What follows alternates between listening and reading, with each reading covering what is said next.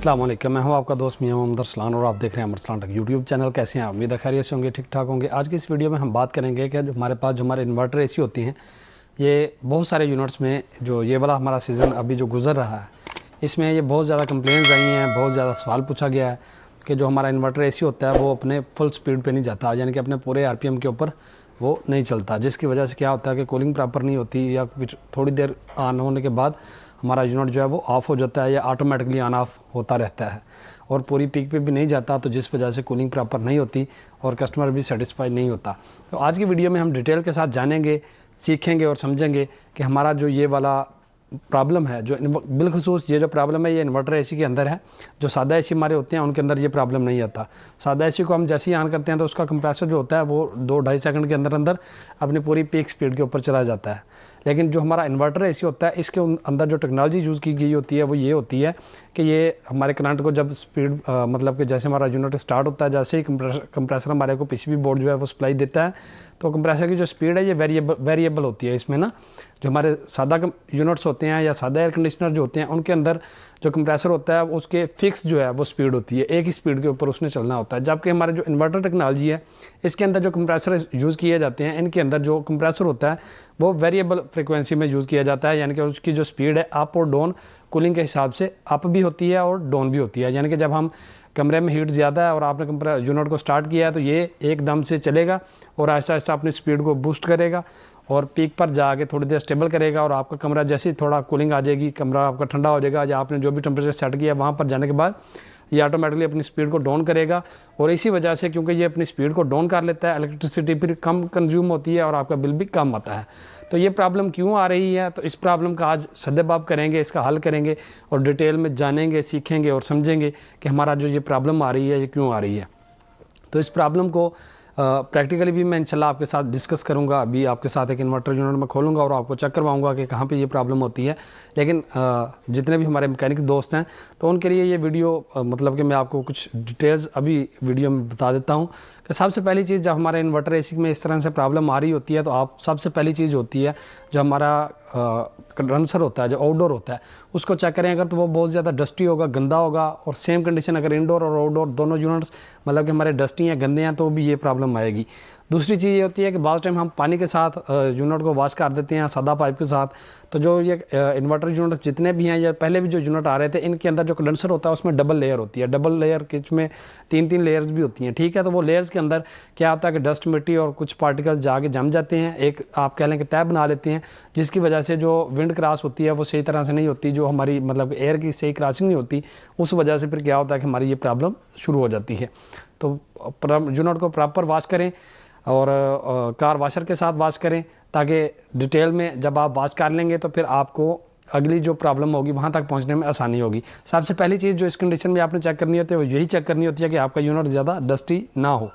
उसके बाद जो चीज़ हमने चेक करनी होती है, आपने यूनिट का जो कंप्रेसर वाली साइड है वो वाले कवर उतार लेने, और कवर उतारने के बाद आपने देखना है कि एक डिस्चार्ज लाइन जो होती है जो कंप्रेसर के साथ, जिस लाइन से हमारी गैस इनडोर की तरफ या कंडेंसर की तरफ ट्रैवल करती है, उस लाइन पे जो डिस्चार्ज लाइन होती है उस लाइन के ऊपर एक सेंसर लगा हुआ होता है। उस सेंसर को आपने उस लाइन से हटाना है और हटाने के बाद चला के चेक करना है, इंशाल्लाह आपकी प्रॉब्लम सोल्व हो जाएगी। अगर वो हटाने के बाद भी प्रॉब्लम आपकी सेम आ रही है तो आपने जो आउटडोर की बैक साइड के ऊपर एम्बिएंट टेम्परेचर सेंसर जो लगा हुआ होता है, जो आउटडोर को बाहर की गर्मी को सेंस करता है कि गर्मी ज़्यादा है, तो एयर की जो हमारे जो एयर फैन होता है, कंडेंसर का जो फ़ैन है उसकी स्पीड को तेज़ करता है, और जब वो देखता है कि बाहर का मौसम ठीक है तो वो उसकी स्पीड को कंट्रोल करता है, क्योंकि ये वेरिएबल सारा सिस्टम होता है। तो उसमें क्या होता है कि उस सेंसर को आपने उस जो जिस जगह पे लगा हुआ उस जगह से थोड़ा सा हटा देना है और इंशाल्लाह आपका प्रॉब्लम सॉर्ट आउट हो जाएगा। और फिर भी नहीं हो रहा तो जो नीचे एक लिक्विड सेंसर लगा हुआ होता है उस सेंसर को हम हटाएंगे तो हमारी ये प्रॉब्लम सॉर्ट आउट हो जाएगी। तो यही 3 सेंसर होते हैं। बाज़ को इस तरह से होता है कि हम उसको चेक करते हैं, उनकी रीडिंग ठीक आ रही होती है, लेकिन वो सेंसर जो होते हैं वो थोड़ी सी हीट या थोड़ी सी कूलिंग के ऊपर डी वैल्यू हो जाते हैं, जिसकी वजह से हमारी ये प्रॉब्लम हमें देखने को मिलती है कि बाज़ टाइम हमारा यूनिट जो है कंप्रेसर स्टार्ट तो होता है लेकिन अपनी पूरी स्पीड पर नहीं जाता, और बाज़ टाइम इस तरह होता है कि हमारा जो यूनिट होता है ये स्टार्ट होता है और स्टार्ट होने के बाद थोड़ी सी स्पीड पर जाता है और बंद हो जाता है, फिर स्टार्ट होता है, थोड़ी सी स्पीड पर जाता है और बंद हो जाता है। तो इससे क्या होता है कि हमारे बहुत सारे दोस्त अहबाब और कुलीग जो हैं वो परेशान हो जाते हैं, और ये बहुत ज़्यादा जो कंप्लेन है इस सीज़न में वो देखने को मिली है। तो आज की वीडियो में डिटेल के साथ इंशाल्लाह आपके साथ मैं डिस्कस करता हूँ, शेयर करता हूँ। अभी प्रैक्टिकली भी मैं आपको दिखाता हूँ कि कौन कौन से ये 3 सेंसर्स जो हैं, ये मैंने आपको कौन कौन से सेंसर बताए हैं, इन सेंसर ये कहाँ पर लगे हुए होते हैं, मैं डिटेल के साथ आपको दिखाता भी हूँ, और फिर इंशाल्लाह मज़ीद बात करते हैं। तो बिना टाइम वेस्ट किए चलते हैं वीडियो की तरफ। ये तो नाज़रीन, ये हमारे पास हमारा यूनिट है, और इसमें अगर आप देखेंगे तो ये जो लाइन होती है जो हमारे कंप्रेसर की, ये वाली ये लाइन, इसको हम डिस्चार्ज लाइन बोलते हैं। डिस्चार्ज लाइन के ऊपर ये वाला जो सेंसर लगा हुआ है, ठीक है, ये वाला सेंसर, इसको हमने इसकी अपनी जगह से, ये इस तरह से केबल टाई ऊपर लगी होती है, इसको हम तोड़ेंगे। तोड़ने के बाद ये इसमें से आसानी से निकल जाता है। निकाल के इसको थोड़ा साइड पे करेंगे, और उसके बाद हम यूनिट को चला के देखेंगे। अगर तो हमारा यूनिट प्रॉपर वर्किंग में आ जाता है, कोई प्रॉब्लम नहीं करता, तो हमारे इसी सेंसर में प्रॉब्लम है।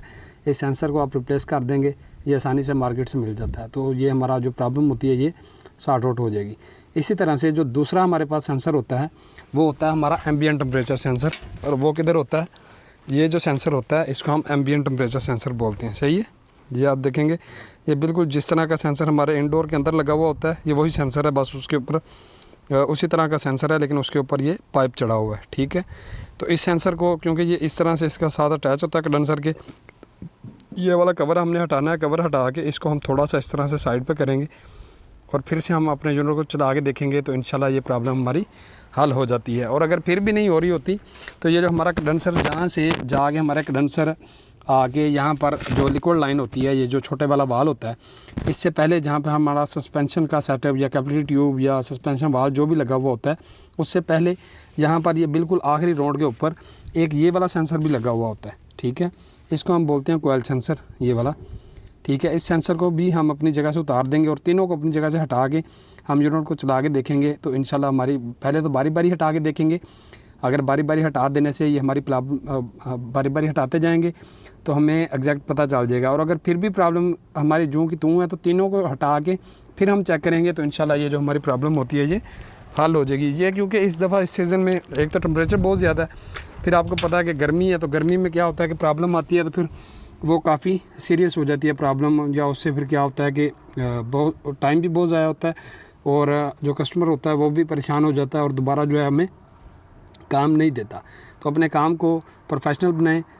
तो उम्मीद है कि इस वीडियो में मैंने आपको ये जो 3 सेंसर दिखाए हैं, आपको इन तीनों की समझ लगी होगी कि ये कहाँ कहाँ पर जो है वो इंस्टॉल किए जाते हैं। ठीक है, इनको सिर्फ अपनी जगह से हटाना है, और इंशाल्लाह हमारा जो प्रॉब्लम होती है वो सॉर्ट आउट हो जाएगी।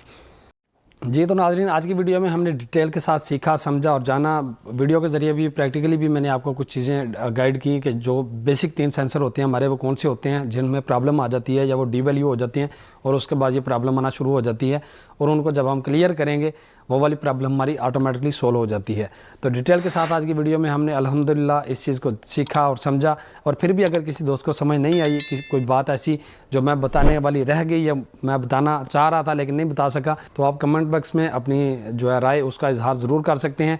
और फिर इससे अलावा भी अगर आपके साथ कोई मसला दर पेश आ रहा है, तो आप कमेंट बॉक्स में हमसे सवाल पूछ सकते हैं। इंशाल्लाह आपके सवाल के ऊपर तफसीली जवाब आपको दिया जाएगा। तो उम्मीद है कि आज की ये वीडियो काफ़ी हेल्पफुल रही होगी आपके लिए, काफ़ी कुछ सीखने को समझने को मिला होगा। अगर ऐसा है तो हमारे इस चैनल को सब्सक्राइब करें, वीडियो को लाइक करें, अपने दोस्तों बाब और रिश्तेदारों के साथ ज़रूर शेयर करें। मिलते हैं इंशाल्लाह नेक्स्ट किसी इन्फॉर्मेटिव वीडियो के साथ। तब तक के लिए मुझे दीजिएगा इजाज़त। अल्लाह निगहबान।